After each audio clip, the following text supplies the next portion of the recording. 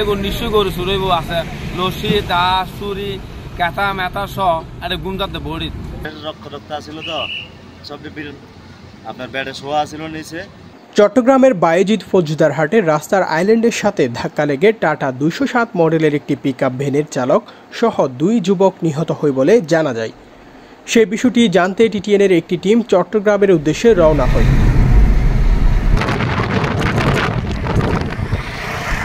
ঘটনাটি ঘটেছে 3 মে বৃহস্পতিবার ভোররাতে সীতাকুণ্ড লিং রোড এলাকায়। এই ঘটনায় আহত হয় 2 যুবক। আর নিহত পিকআপ চালক কলিমুল্লাহ চকরিয়ার পূর্ব বড় ভেউলা জৈনাল আবেদিনের ছেলে।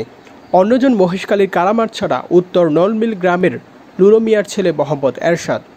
এ দুর্ঘটনায় আহতদের কাছে জানা যায় হঠাৎ একটি বিকট শব্দ শোনার পর অজ্ঞান হয়ে যায়। পরে জানতে পারেন তাদের সাথে থাকা 2 জনেই নিহত হয়েছেন।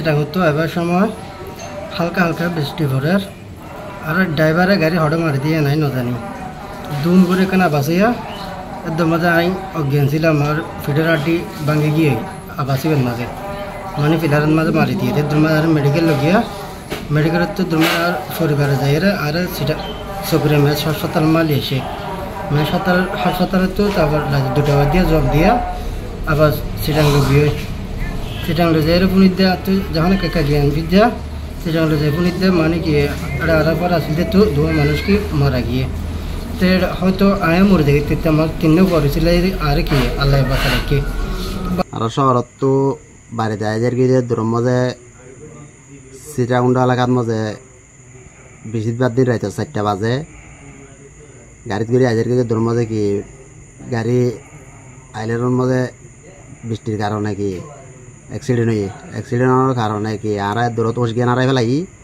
আড়াই ফেলানোর পরে কি আর ইয়ান্দির এলাকার মানুষে জনে সিএনজি ড্রাইভার সিএনজি করে মেডিকেল গিয়ে পিছিয়ে আর পরে কি 2 জন আর বাই মারা গিয়ে।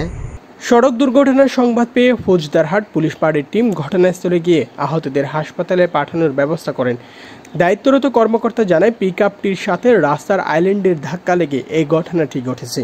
পিকআপটা ওখানে পড়েছিল, পিকআপটা আমরা উদ্ধার করছি। তারপরে স্থানীয় মানুষজনকে জিজ্ঞেস করলাম, তারা কয় যে এটা অ্যাক্সিডেন্ট করছে, লোকজন হাসপাতালে ভর্তি আছে। আসল ঘটনায় অ্যাক্সিডেন্ট নেই, ওখানে যারা প্রত্যক্ষদর্শী ছিলেন সিএনজি ড্রাইভার তারা তো রোগীগুলো নিয়ে গেছে হাসপাতালে। অ্যাক্সিডেন্ট সিএনজি ড্রাইভার আসছে, তারা বলছে স্যার এই ঘটনা ভোরবেলায় স্যার ওটা রোড ডিভাইডারের মধ্যে যা লাগিয়ে গেছে, লাগিয়ে আবার পিছনে ব্যাকে চলে আসছে।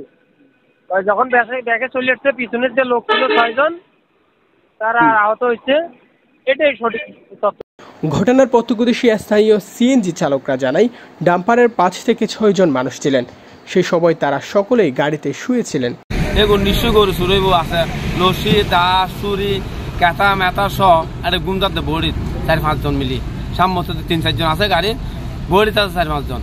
গাড়িটা উপর থেকে না আমি কি ব্রেক ফেল হয়েছিল না ড্রাইভার খেয়াল করে না যা আইল্যান্ডের লোকে মারা দিয়েছে, তখন ওই অবস্থা সব কিছু হওয়া ছিল গাড়ির ভিতরে। আহত মানে সবগুলো আহত হয়েছে গাড়ির ভিতরে। এই ঘটনায় নিহতদের স্বজনরা জানান কিভাবে এই 2 জনের মৃত্যু হয়েছে তারা জানেন না। এখন কি গাড়ি অ্যাক্সিডেন্ট হয়ে কি আহত হয় না দেখি এখন তারা হত দেখি গাড়ি অ্যাক্সিডেন্ট হয়ে। দুর্ঘটনা কবলিত গাড়িটি 12 আউলিয়া হাইওয়ে থানায় জব্দ আছে।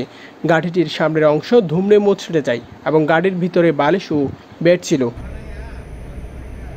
12 আউলিয়া হাইওয়ে থানার ইনচার্জ জানায় সড়ক দুর্ঘটনার খবর পেয়ে ঘটনাস্থলে যাওয়া হয়। এই দুর্ঘটনায় 2 জন নিহত হয়।